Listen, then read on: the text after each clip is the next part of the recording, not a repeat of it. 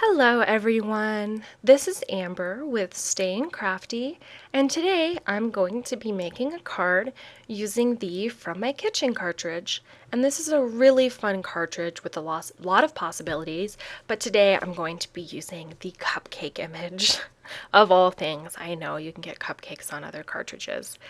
My card is 4¼ by 5½, and I have just chosen this fun pink patterned paper from the Celebration stack by Provocraft, and it's just a 6 by 12 stack, but it's really fun. A lot of great patterns that I've enjoyed using for various things.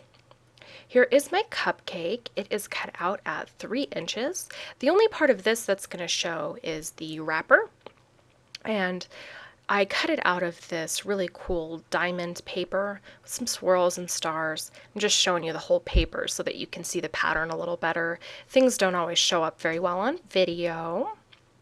Here is the frosting for my cupcake, and this is a Die Cuts with a View glitter paper. It is cream colored, sort of an off-white, and it is from the Latte cardstock stack, which is a wonderful fun paper stack. Very yummy. This is the cherry and its stem.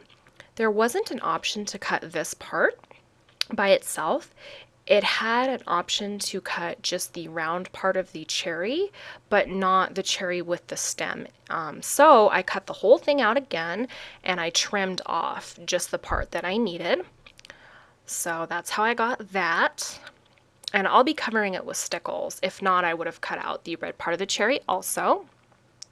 Here I've cut for you in the same Die Cuts with a View glitter paper from the Gypsy Wanderings cartridge at 2½ inches. So I'm ready to go ahead and start assembling my cupcake. And I'm just going to be using my Glue Glider Pro, making some adjustments there. And I'm just going to go ahead and attach that directly onto the base layer first. So I kind of had to hold it up to get my positioning. I find if I'm not standing up over something, I have to lift it up and angle it towards me. So it's not the best for my videos, but it's the only way I can get things straight, or at least close enough to it. So there's my frosting, and the next step will just be to add my cherry. And I'm going to go ahead and use my Zig 2-way glue pen. This is called the Chisel Tip, I believe. Normally I don't use this when I'm applying to the top of glitter paper, but only a real small portion of the glitter paper will be underneath this. So in this case, I will go ahead and use it. And I'm not saying that it won't adhere to glitter paper. I've never actually tried it.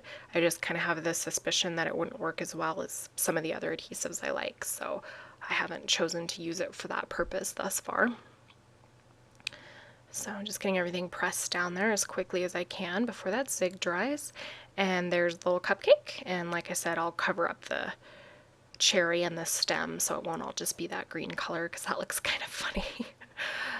And now I am just kind of deciding on the placement for my sentiment for you. And I like how this cuts out as 2 separate words, because I can put it side by side, I can stagger it, put it one on top of the other. Gives you a lot of possibilities for these pre-welded words. And who doesn't love pre-welded words, because they cut really easily and they're great to work with instead of individual letters or welding them yourself.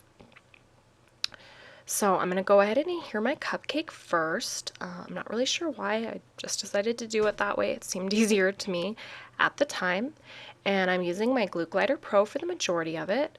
And I'm just smoothing out the edges there. I got a little bit off the edge.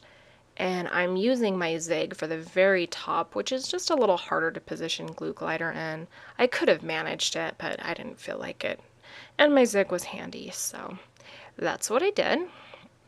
I'm just adhering my cupcake down, doing the zigged portion first, since that will dry on me if I don't get it adhered first. And now I am just using my Zig to glue on the back of my sentiment. And of course, I'm trying to work quickly because that stuff really does dry fast. It's really the only thing I don't like about using Zig. Now I actually placed my 4 a lot further over than I originally intended, and it gets even worse when I put my U down. And I noticed it in a moment after I placed that down that there's a huge gap between the two words, and it's not the way I laid it out at all.